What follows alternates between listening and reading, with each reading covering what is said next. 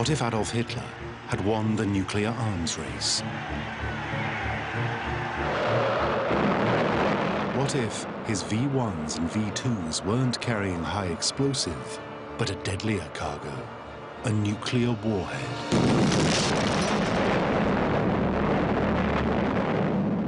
What would have happened then? Who would have won the war? It was a scenario that terrified the Allies. So eyes turned to SOE, the Special Operations Executive, and a group of highly trained Norwegian agents. Their epic story of survival and determination in Norway's most unforgiving landscape became the stuff of legend. But behind them was a rich and powerful financier, Charles Hambro. His role has remained largely unknown until now. The banker and these Norwegians held the future of the free world in their hands. The question was, could Hambro and his men stop the Germans in time and avert a calamity?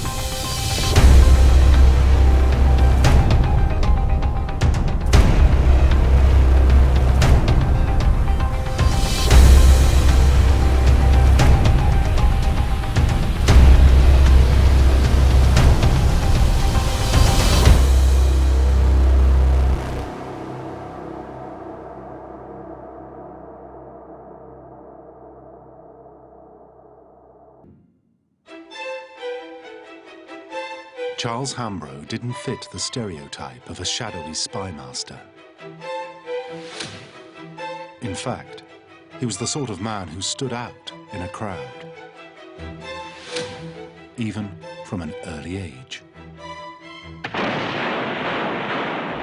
He served with distinction on the battlefields of World War I, and further honors followed.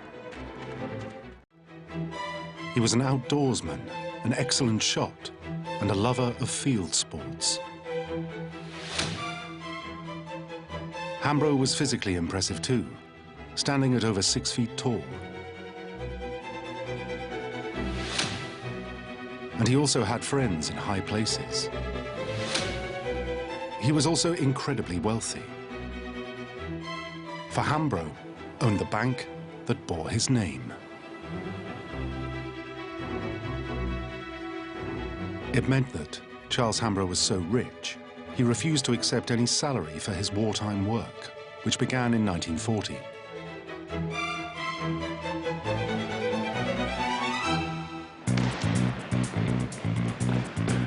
Hambro worked for the Special Operations Executive, or SOE.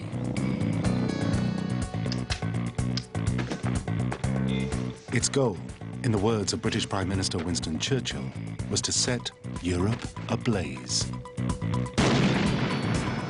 and strike back at the enemy using sabotage, propaganda, and subversion.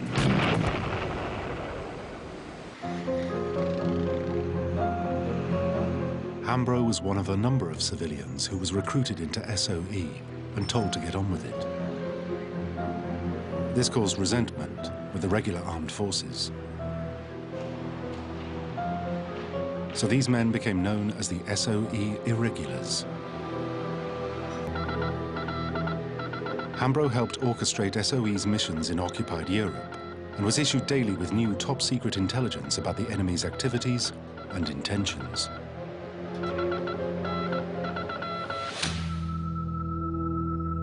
In November 1940, he became controller of SOE's Scandinavian section. It was a fitting posting. He had relatives in Norway who saw firsthand what Nazi occupation was like. He went into the field and personally conducted an intelligence-gathering trip to Sweden in 1940 to meet contacts. There, he created a network that would last the entire war.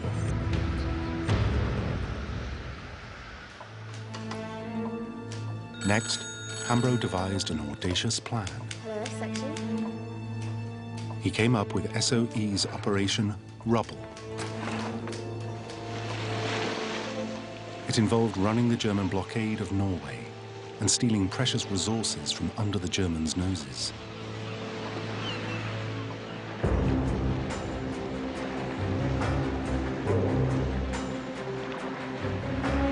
A small flotilla of ships was chartered and manned by volunteer crews. Their holds were stuffed with Norwegian iron ore and steel supplies. The 5 ships then used the cover of bad weather to break through the German blockade.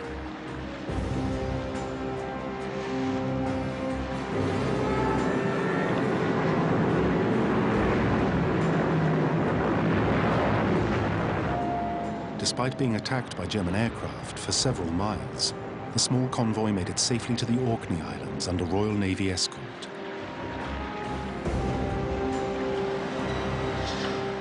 Thanks to this clandestine smuggling route, 25,000 tons of vital war supplies made it to British steel factories from Norway.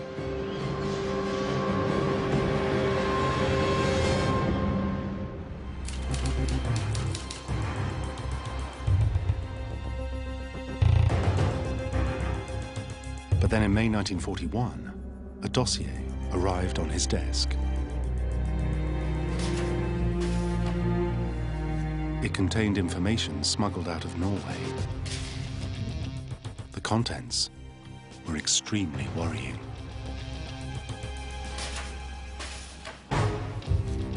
The documents Hambro received were emblazoned with 2 simple words: heavy water. It sent a shiver down his spine.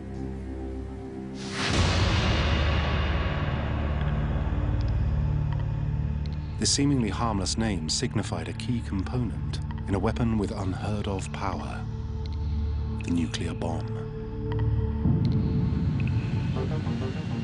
At this stage, the Germans were ahead in the race to make the atom bomb, but what they needed was plutonium. Only minute trace amounts of plutonium occur in nature, so it must be created in a reactor using naturally occurring uranium. Uranium is bombarded with neutrons and is refined into plutonium.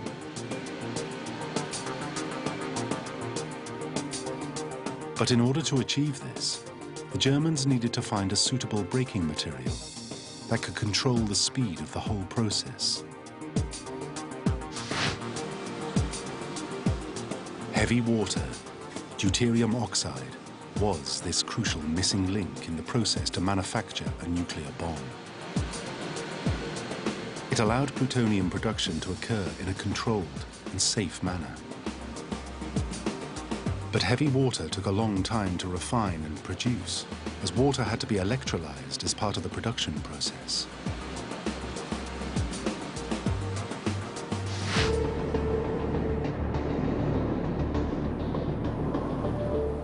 Once the Germans had sufficient plutonium, it could be used to make a so-called atomic core. This material would be encased in a sphere of high explosive. On detonation, a focused implosion occurred, which created a chain reaction within the plutonium of such force that its atoms were split, releasing huge amounts of energy.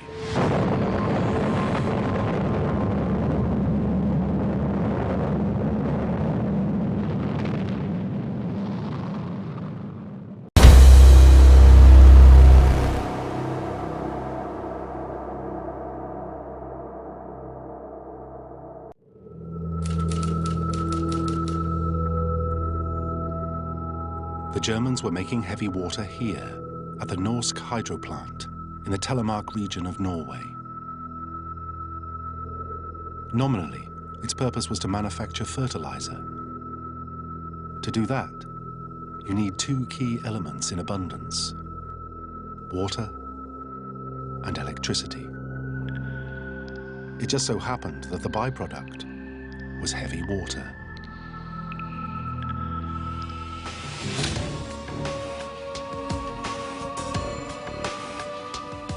The dossier showed that the Germans were increasing production from 10 kilograms a month to 4 kilograms a day with immediate effect. The Germans didn't want to waste any time. 10,000 kilograms was required to refine their plutonium.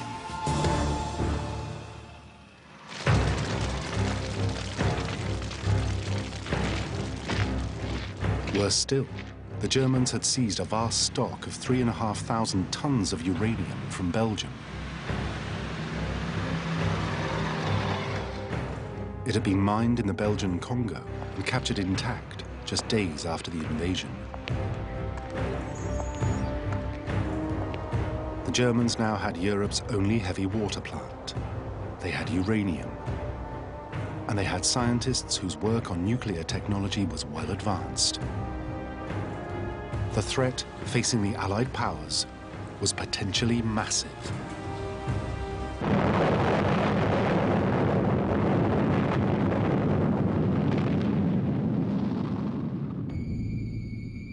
Hambro had to devise a plan, and fast. The problem was, Professor Leif Tronstad, the man who had first warned SOE about the Germans' ambitions for heavy water, had fled Norway. He was now in Britain, serving in the Norwegian army in exile. So the first task was to find out more about what was going on at the plant.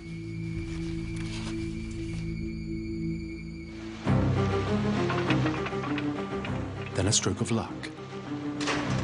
In March 1942, the steamer Galtesund was captured and sailed to Aberdeen by Norwegian resistance men.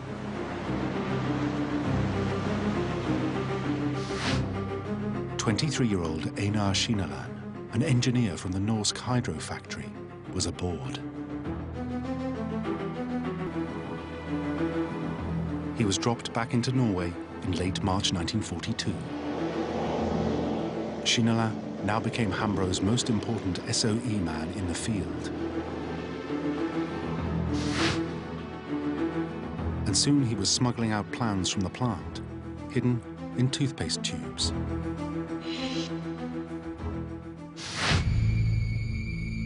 Then in May 1942, Hambro was made executive head of SOE. He no longer dealt predominantly with Scandinavia, but ran the whole of SOE.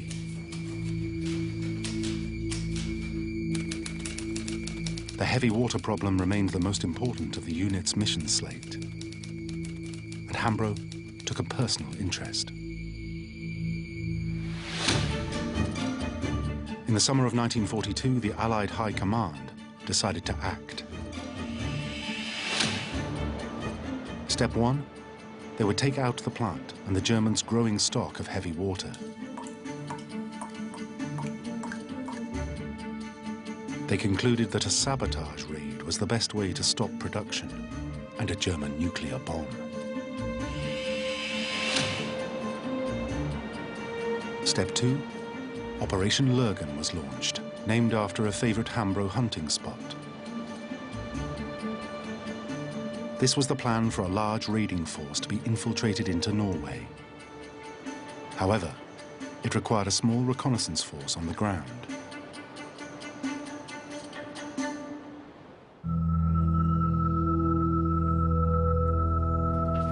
This was where Hambro and SOE came in. A formal memo was passed to an anonymous-sounding section of SOE known as SN. SN was SOE's Norwegian section. It stated that Operation Lurgan had become their #1 priority. SN section could call upon a highly specialist unit.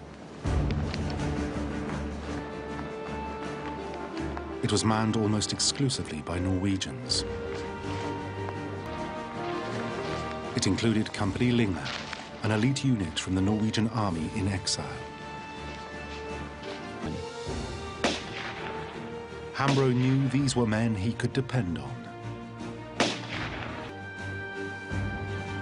Hambro's intelligence source, Professor Leif Tronstad, had become a major supervising the trusted outfit.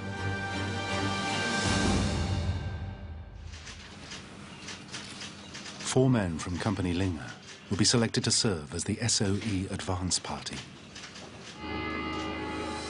They would have their own special code name, and typically for the sportsman Hambro, it was called Grouse. The team included Jens Poulsen, the leader, and Klaus Hellberg, a native of the Telemark region who had been in the resistance and had escaped from Norway in early 1942. Poulsen and his team were tasked with the all-important role of reconnoitering the landing zone and signalling in the main party. For Jens Poulsen, the idea of a single bomb of massive power was hard to comprehend.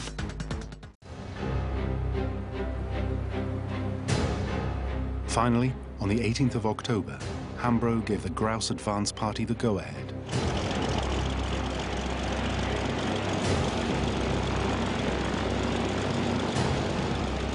After months of parachute rehearsals, they were ready to be dropped in and reconnoiter the terrain for the main assault force.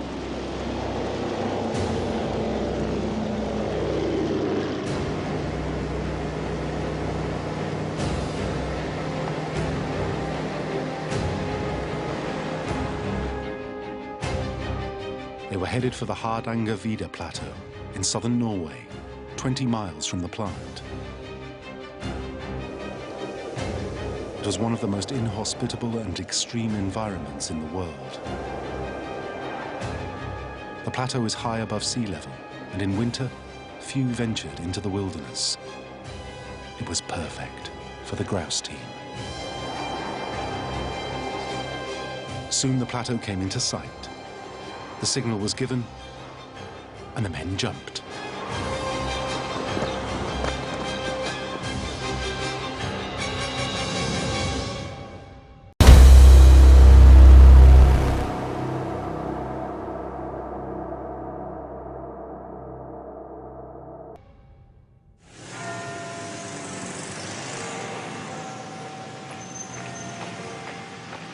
In London, Hambro desperately awaited news of their safe arrival. He would wait over 20 days.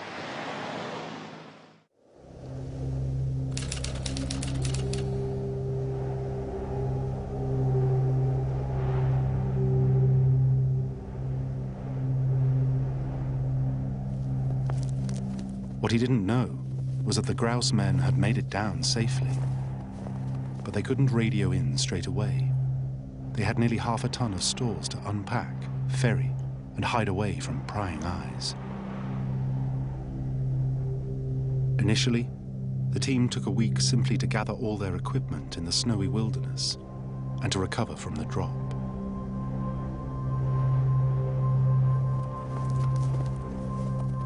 On the 22nd of October, they began to head down into the valley.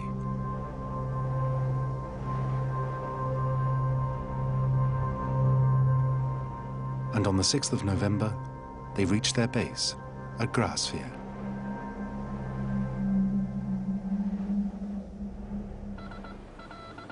At last, they could contact England.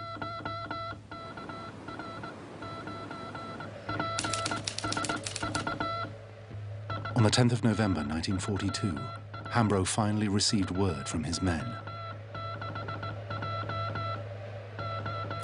Happy landing in spite of stones everywhere. Snowstorms and fog forced us to go down valley. Operation can still be done with success.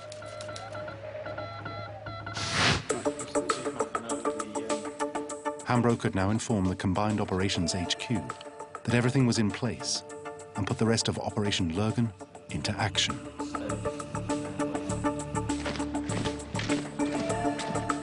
It involved a raiding force of 34 men from combined operations. The idea was to fly them in by glider, but it was very high risk. The use of gliders on such a mission was relatively new. The gliders needed a larger aircraft as a tug and required huge skill from the pilots to land. They could carry only a strict payload of men and stores and were dependent on finding a suitable landing zone.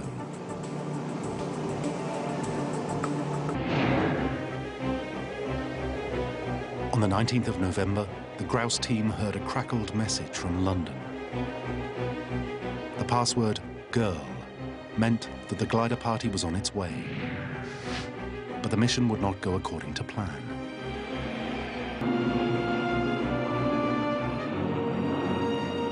The gliders and their tugs took off on the night of the 19th of November.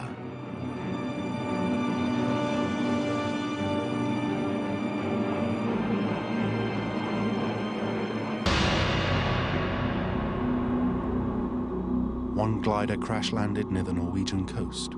The cause? Frozen towing cables which had snapped, forcing the glider down.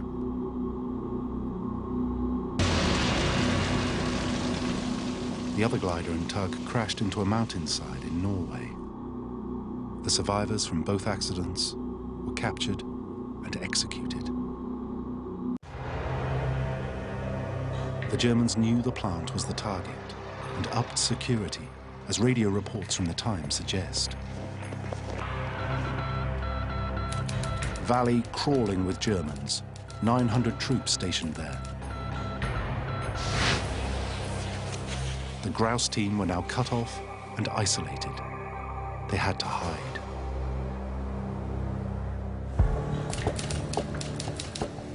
Back in London, Hambro was ordered to salvage the situation and was instructed to take personal charge of the whole operation. SOE had to try again. So he came up with Operation Gunnerside, this time named after his favorite Scottish hunting lodge.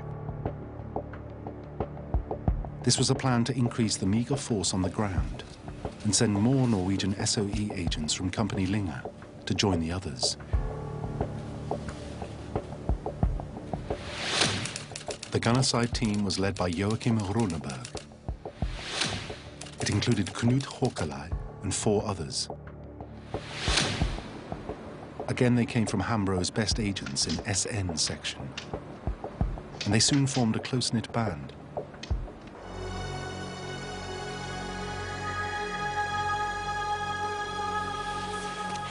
As they waited for the Gunnerside team to reach them in Norway, the grouse team tried to cheer up their bosses at SOE HQ.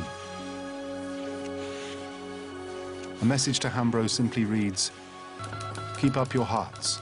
We will do the job yet."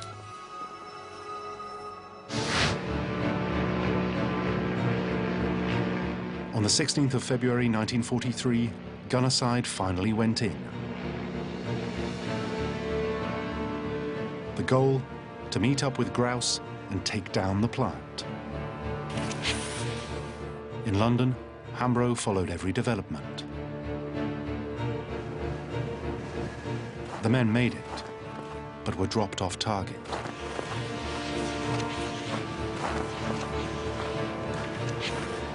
The problem now was finding the grouse team in the snowy wilderness. They could be anywhere in the 2,500 square miles of the plateau.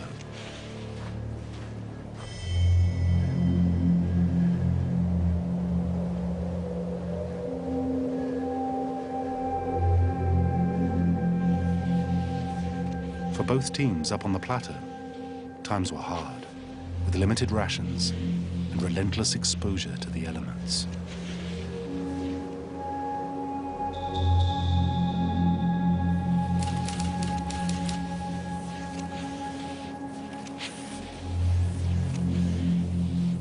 Finally, on February the 23rd, contact was made between the two groups. The two teams now had to plan the attack. The challenges facing them were immense. The Germans knew they were coming. The area around the plant itself was in lockdown. 300 men were on guard. Anti-aircraft guns and searchlights had been brought in. There were even 2 radio direction finding stations attempting to track down the SOE teams. But the Germans had missed something. The railway line that ran to the plant was unguarded. The Norwegians could attack from there.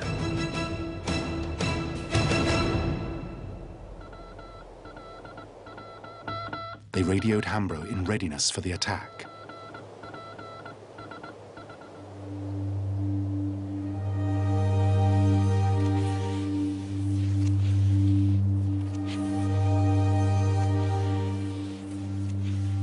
On the 25th of February 1943, they moved to a base camp and set out on the 27th of February to sabotage the plant.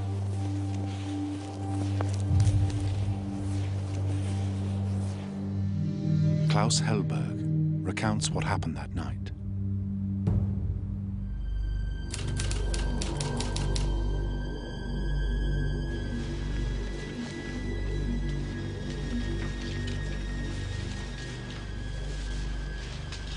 They started about 8 o'clock in the evening.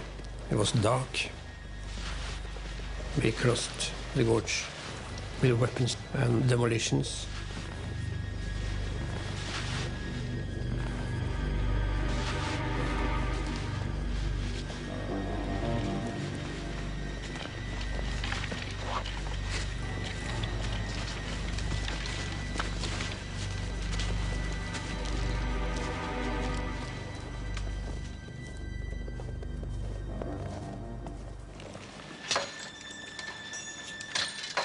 The team's approach via the railway worked.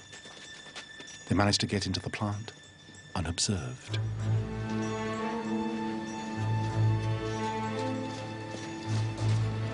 Everything was quiet except the sound from the factory. I was just standing there, waiting. The only one thing I was thinking was, what should I do if the German guard came? Should I let him pass? Hide myself? Should I shoot?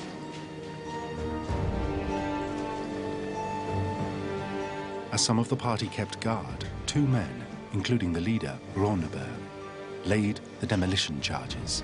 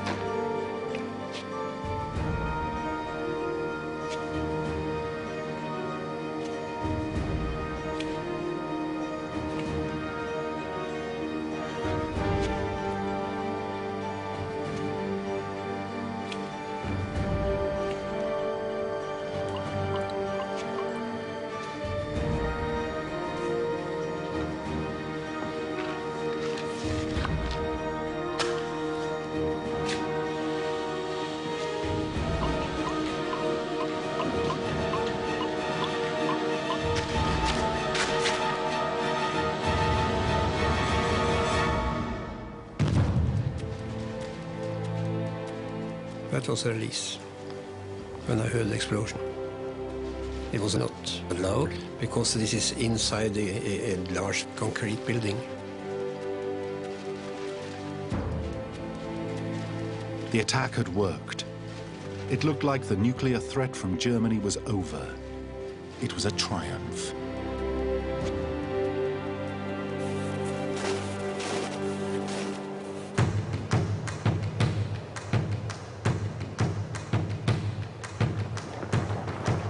Now the saboteurs had to escape.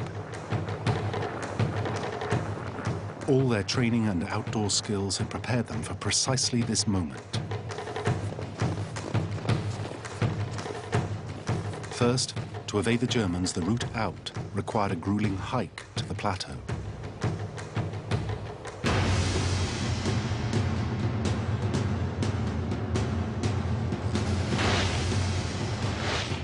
Once back on the plateau, the teams now set out for safety.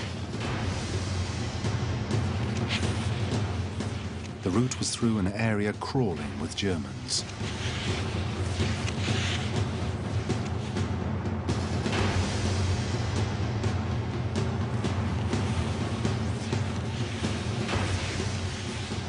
The teams trekked 400 miles on skis over 18 days, marking each stage with a small ceremony.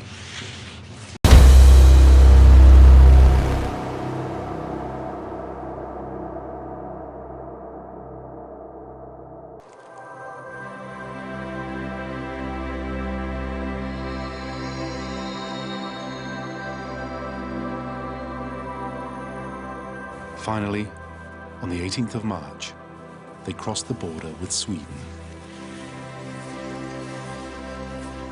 It was a glorious end to the mission.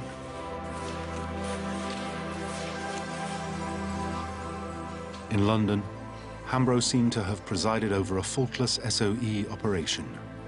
It looked like his crowning achievement. He immediately sent back a message for the team. Heartiest congratulations on excellent work done.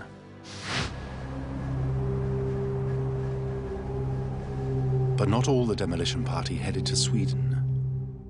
Knut Håkelai stayed behind. He remained Hambro's eyes and ears on the ground. Håkelai watched the German search parties from the safety of the plateau. His radio message described their frustration. They behaved like hooligans in the extreme. Everything usable in the huts was stolen, and 4 huts were destroyed. The Germans shot with automatic weapons at reindeer herds.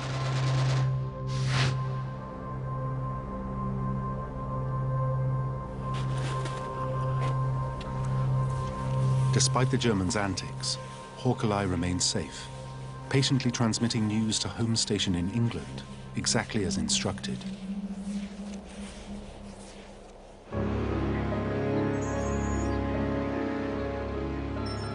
But soon, Håkelai was on the wires again, and this time, it was bad news. The messages made grim reading for Hambro. It seemed the attack had only delayed German production efforts at the Telemark plant. Within 4 months, the Germans were up and running again.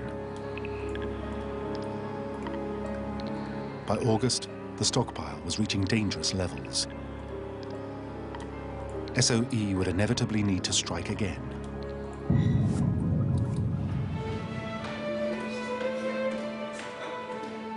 Then came another blow for Hambro. He fell out with the minister in charge of SOE, Lord Selborne. He resigned from SOE in September 1943, after 3 years of loyal service. But the heavy water problem still remained. Drip by drip, the German stockpile was increasing.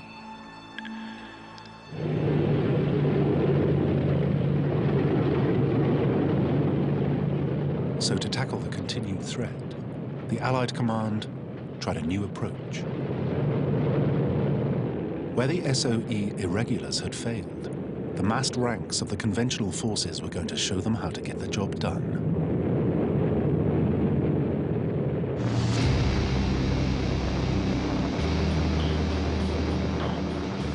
On the 16th of November 1943, 150 Flying Fortress bombers took off from airfields in Britain.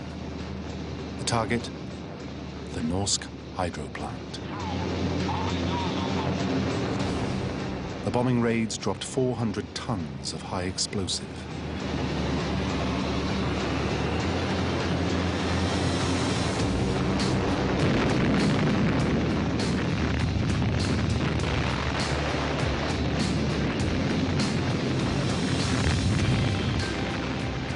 The small Norwegian town nearby was also hit.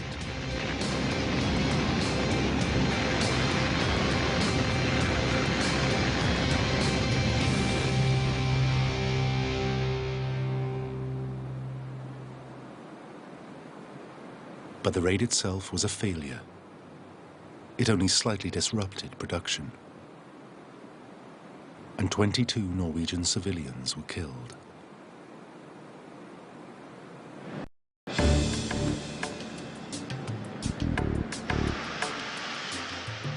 Then, news came to SOE in London that was really alarming. The Germans planned to ship all the industrial equipment and the remaining stocks of heavy water to Germany. If the Germans were doing that, they must be close to perfecting a viable bomb. And once it was in Germany, there would be no chance of destroying it. Worse still, the Germans were making advances in ballistic missiles, a delivery method perfect for a nuclear weapon. The V-1 missile and V-2 rocket were both well advanced.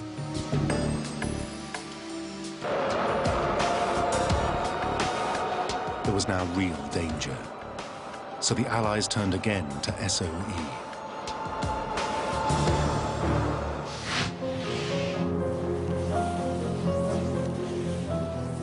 SOE knew exactly who to call, Knut Håkelai, the man Hambro had left in the field.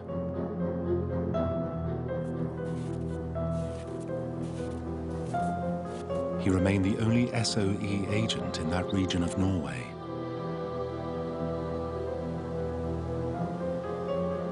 Håkelai quickly established that rail wagons would transport the drums of heavy water as cargo down the valley. This load was due to be carried on the Norsk hydro ferry on the 20th of February, 1944.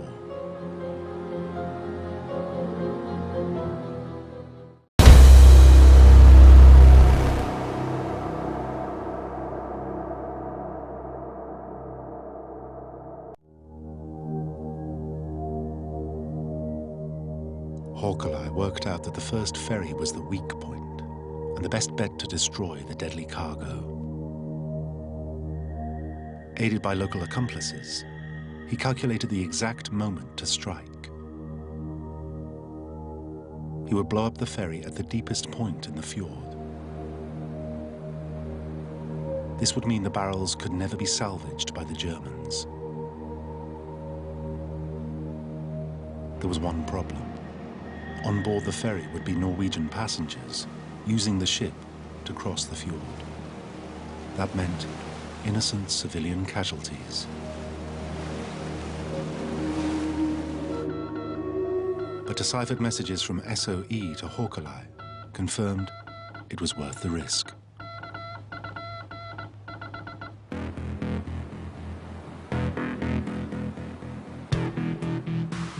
On the night of the 18th of February 1944, the Germans were guarding the rail wagons at a nearby siding. So Håkelai snuck aboard the ferry.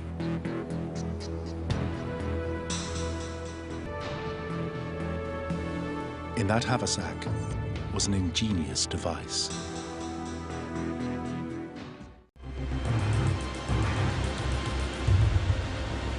The Germans had never thought to guard the ferry, and they loaded their cargo the next day.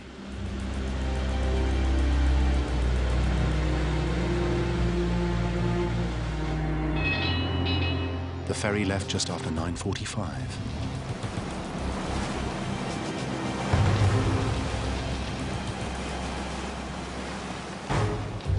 At 10:30, the charge detonated, exactly as planned.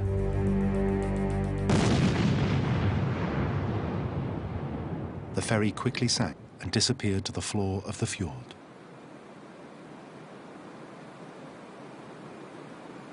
Hitler's entire stock of heavy water was gone.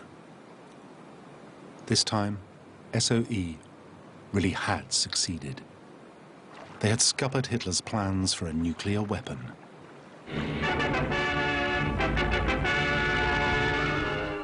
It is over. The war in Europe is ended. In this headquarters on the 8th of May, the final unconditional surrender has been ratified. In southern Germany, Allied troops move forward to complete the occupation of the country. It was only after the war that the Allies uncovered just how close the Nazis had come to making a nuclear bomb.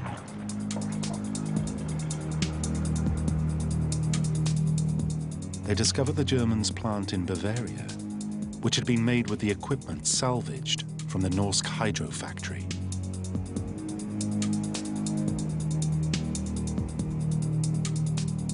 The Germans were just a couple of drums short of the heavy water they needed. Had they been able to make just a little bit more, the war might have ended very differently.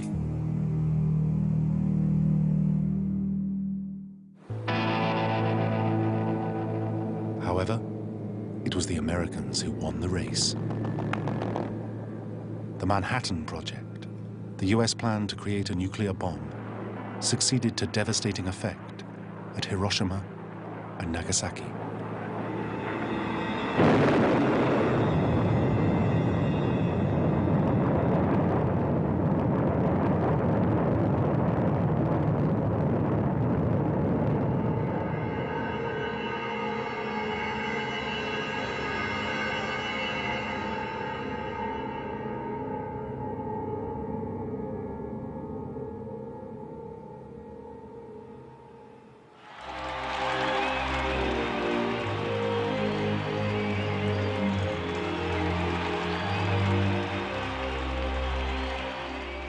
One man in particular could savor the victory, Charles Hambro.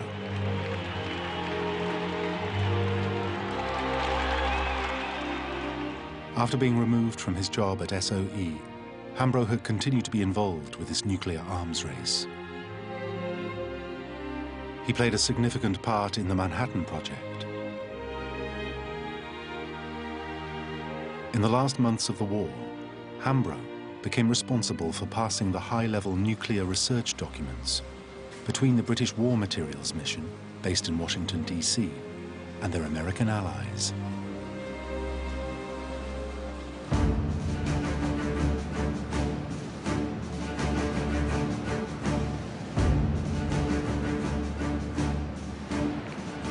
After the war, he eventually returned to civilian life and the world of business. But thanks to him and the Norwegian team of saboteurs, Hitler was prevented from realizing his nuclear ambitions.